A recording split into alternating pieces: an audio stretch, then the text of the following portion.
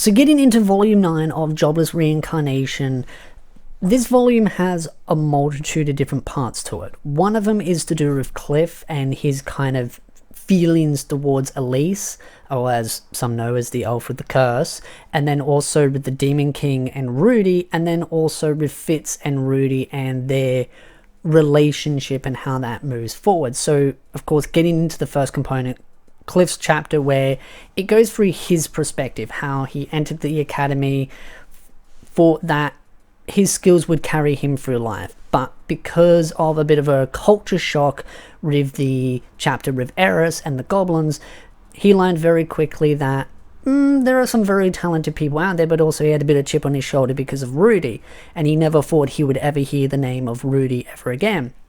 But very quickly he finds out that Xanaba is in knowing with Rudy, has a deep respect for Rudy. He allows this arrogantness of himself, Cliff, to lead him into getting into more trouble with the two beast princesses, which end up bringing him into line a little bit. And so there's this kind of difficult situation of him kind of adjusting to his new life at the academy.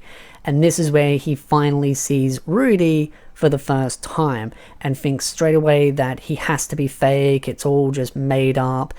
And so instantly Cliff goes into this with a chip on his shoulder until he sees a particular elf known as Elise, and it is love at first sight. So this kind of makes Cliff kind of have to adjust his attitude towards Rudy, because Rudy and Elise are friends. So if Cliff wants to talk to Elise, he needs to at least talk to Rudy on a decent footing.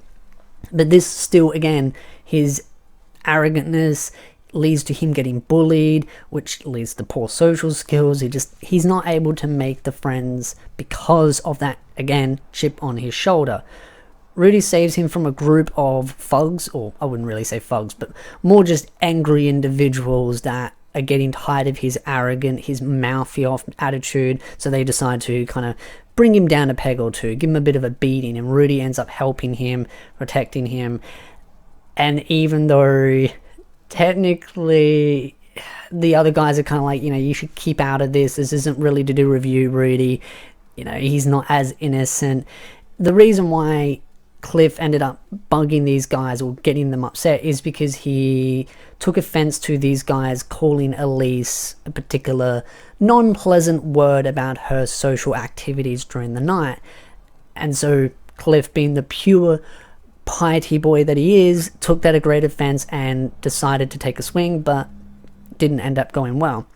So this is kind of how Rudy and Cliff kind of get their first sort of interactions in a bit more of a, I would say, civil way, because when they first met, Cliff really didn't want to borrow soap of him, so it made it a little bit difficult.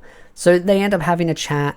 Cliff ends up asking him to get to know Elise, basically saying, hey, you're friends with Elise, I want to meet her, I want to talk to her, confess my feelings, can you get me to meet her?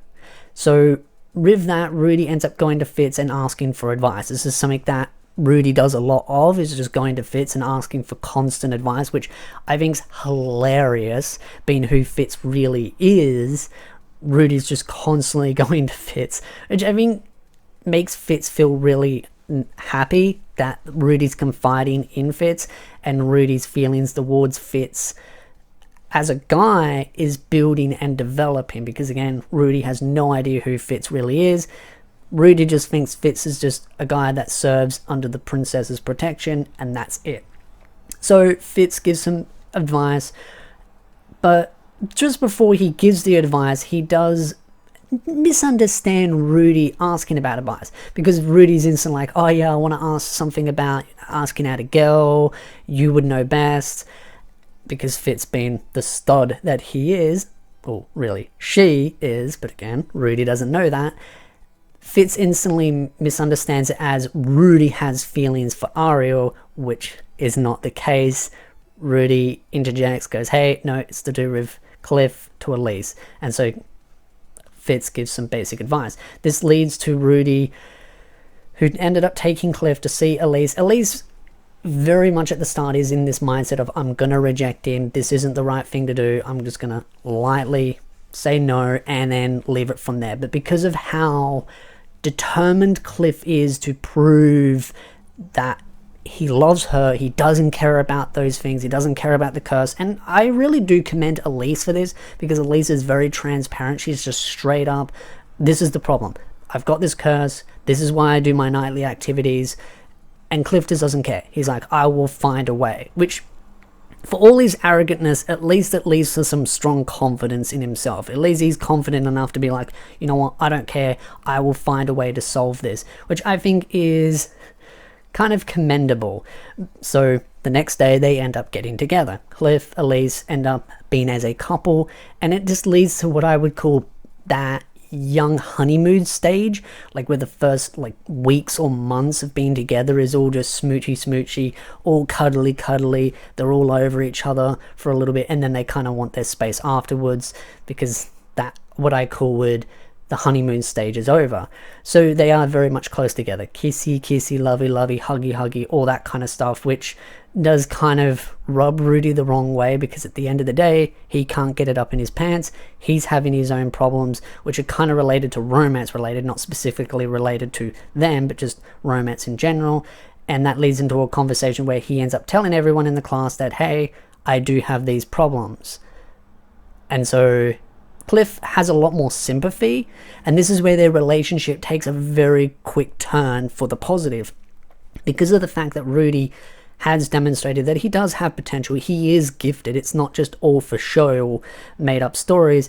And then Rudy demonstrating that he is a good person by heart. Yes, he's a bit of a pushover, but he's a good person, and he tries to do the right thing and help those around him. And by helping Cliff get together with Elise, which is something that he truly wanted, this instantly puts Cliff on a good note with Rudy, and their relationship builds from there, where they become a lot more better friends. So I think that's really awesome to see Cliff's development from a very arrogant, shut off, antisocial, difficult to socialize with, and then able to connect with at least some people to build on those social skills, because it's always the first friend that you make, and then it makes it easier and easier and easier. So I think Cliff having that development really does help him quite a lot, and builds on that confidence as well.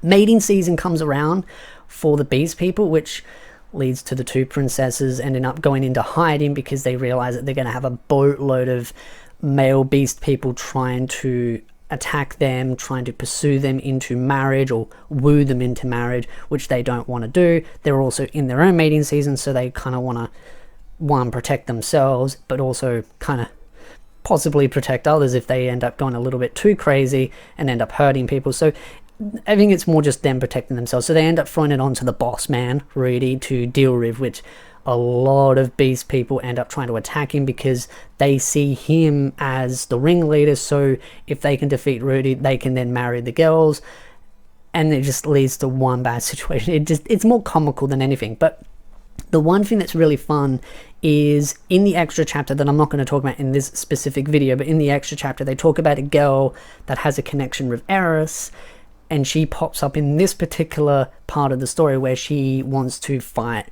Rudy.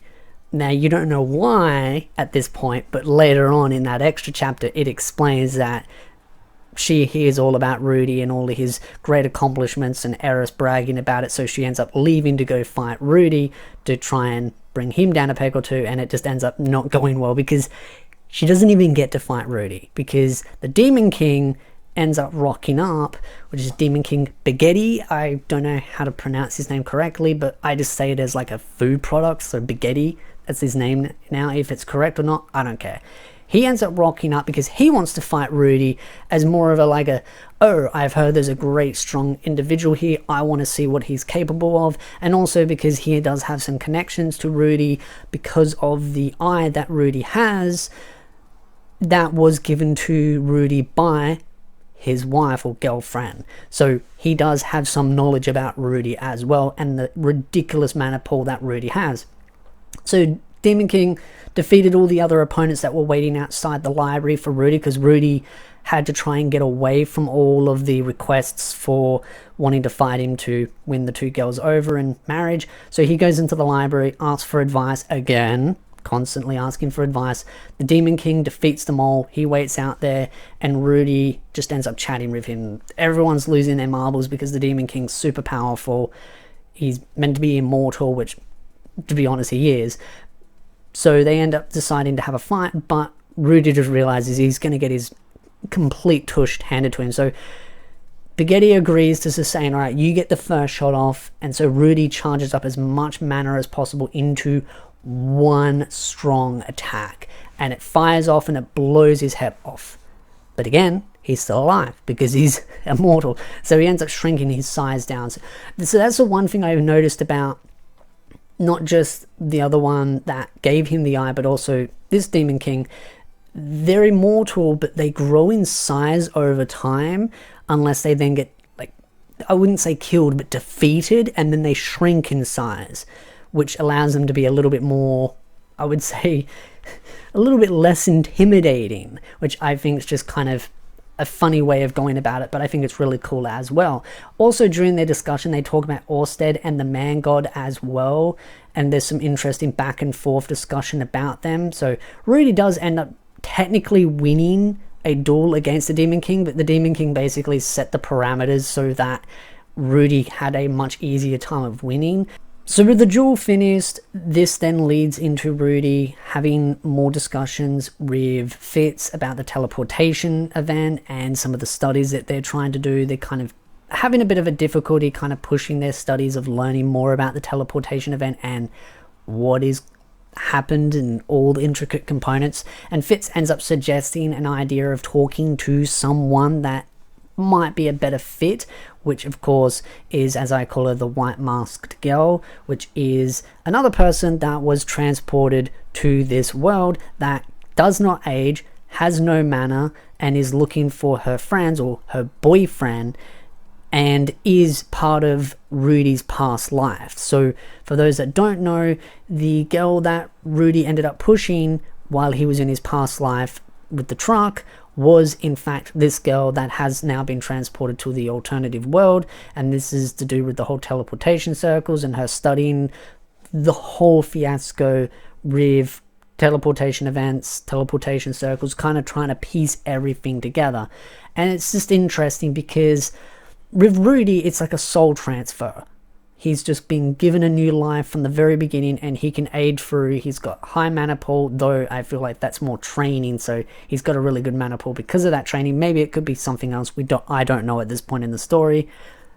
And then also the fact that she just doesn't age, and she hasn't found her other friends. So maybe her other friends are out there, maybe they're not. I don't know. Have to find out when the story progresses further. Fitz feels a little bit left out of this because the conversation between Rudy and the white masked girl is all in Japanese, because very quickly do they work out that they're both from Japan. The thing that I also find really, really interesting is the response for Rudy. I feel like Rudy's a little bit harsh, which I kind of get because of his past life. He doesn't want to go back. But with the white masked girl, she kind of throws this whole idea of, oh, well, we'll go back together. We'll work together to go back to our past lives. And Rudy's just like, no. Oh, like, I feel like Rudy should have started off from the and he notes this, he should have started off the conversation going, I will help you, but I have no interest of going back. That's how he should have worded it, but he went very rough and just went, no, I'm not going back. Like, so it made it feel a little bit like he wasn't willing to come to the table and help her, but kind of polished that thing over a little bit, kind of reworded it so that he didn't sound so harsh. But I feel like he should have started that off from the very beginning, because yeah, it was a bit of a rough starting of their conversation, especially right at the start when Rudy first met her and he realized who it was because of the whole Orsted thing and him practically dying and then being reborn for the technically just brought back to death by Orsted. He ended up falling down, hurting himself because he was running away from her because he freaked out because of the trauma from the fight between him and Orsted. So that's understandable. So he's a little bit hesitant, but he warms up. He realizes that this girl technically, yes, has connections with Orsted, but isn't really that intertwined as well. And she's using some of her past knowledge to also help improve the quality of life, not for the world's benefit, but for her own benefit. Things like personal hygiene and all that. Which, The thing that I don't like about her from this very point of view is that she's very much in it for herself, which I kind of get. But at the same time, it would be nice to bring some improvements to the general quality of life to help everyone around you. But because she has no friends and she's specifically looking for her old friends, and when I say no friends, I mean no new friends in that world, she's very much in that mindset of, well, I'll improve my quality of life, I'll sell that for money so I can continue my research, and don't care about the other world, like the world that she's in. And she also has this mindset of like, well, we shouldn't interfere too much because it could end up having a negative effect, which I kind of get that mindset, but I think that kind of doesn't really... I feel like if I was transported to an alternative world, I'd be more concerned about if I brought technologies that could end up shifting the balance in a very negative aspect. Like, say if there were like 3 nations, evenly powered, evenly balanced, and you were interjected into one of those nations and you just suddenly interjected hundreds of years of worth of development in a split second. By split second, I mean like a couple of years, but in a time frame of how kingdoms rise and fall, it's a split second. That could drastically shift the power balance. That could end up leading to one of the 3 end up absorbing another kingdom, becoming a powerhouse or like a superpower. And so yeah, there is that concern. So, but I feel like bringing quality of life improvements shouldn't be seen as a negative. And I feel like she does have that kind of mindset of like, well, I don't really care about bringing any quality of life improvements for them, I'm just doing it for more myself. I don't know, maybe it's just me and who I am. I would like to bring quality of life for all, not just myself. But I mean, yeah, you gain the best benefits from it. So they do have a fun and interesting conversation. Throughout this entire volume, you also notice that Rudy is feared by a lot of people now because of the fact that he's tamed the Beast Girls, he's defeated Fitz, he's defeated the Demon King, so he has acquired some very powerful friends, and that has led to a lot of people also fearing him. But the Beast Girls try to put in a good word for him, but those aren't the 2 smartest individuals. I would say the best way to put it is they aren't the sharpest tools in the shed. So that relationship is being built on with Rudy trying to kind of tippy-toe around other people. And so after that, Rudy, with everything that's transpired with the White Mask Girl, he decides to go window shopping. Thinks he ends up seeing Fitz, but he is ignored and snobbed. And that actually really hurts him a lot because he doesn't understand why, like, Fitz out there doing some stuff with, of course, the other person that is protecting Ariel, but Ariel isn't there, and he feels very snobbed because Fitz is just kind of giving him the cold shoulder. Acts very differently, and so to Fitz, that behavior doesn't seem normal. It's out of the ordinary. So Rudy leaves a little bit salty, a little bit sore from that interaction, goes back to the library and ends up bumping into Fitz again. And Rudy just kind of puts all the pieces of the puzzle together and goes, wait, how did you get back here? And so Fitz kind of comes up with this story about protecting the princess, having to kind of keep a certain personality, cut and dry, until Rudy kind of starts to piece all these things together bit by bit by bit. Tries to cover up the story, because the reality is it's not Fitz. It was Ariel pretending to be Fitz as kind of like a switch identities. Rudy also works out some of his feelings as well, and kind of something ends up going on between them. They end up having a bit of a fall, and Rudy discovers that Fitz is really a girl or a woman. And that ends up leading to Fitz running away. Rudy tries to investigate into it more. And straight away, Rudy's mindset is, I won't tell anyone. I won't, like, bust the secret. Which is kind of funny because Luke tries to talk to Rudy. And Rudy just plays dumb. He's just like, what are you talking about? Huh? What? Who? What? Where? Which shows straight away that Rudy has no intentions of relinquishing that knowledge. And this also leads to Princess Ariel and Fitz talking about the plan that they have to try and jog Rudy's memory of who Fitz is, because Rudy still does not know Fitz is Sylphia. So they come up with this whole plan of taking him to the forest to look for a flower, fake weather, getting a bunch of people to cast a spell to make the weather rainy in the cold, and have Rudy take Fitz's clothes off to jog his memory of the past events that happened in the cave. And that works out pretty well. It works out perfectly. The issue is Rudy couldn't get it up, so they couldn't have their first interaction a little bit more intimate, but at least Rudy now knows who Fitz is and their connection together. That also leads to Luke ending up giving Fitz a aphrodisiac, and Ariel gives some money to buy some alcohol.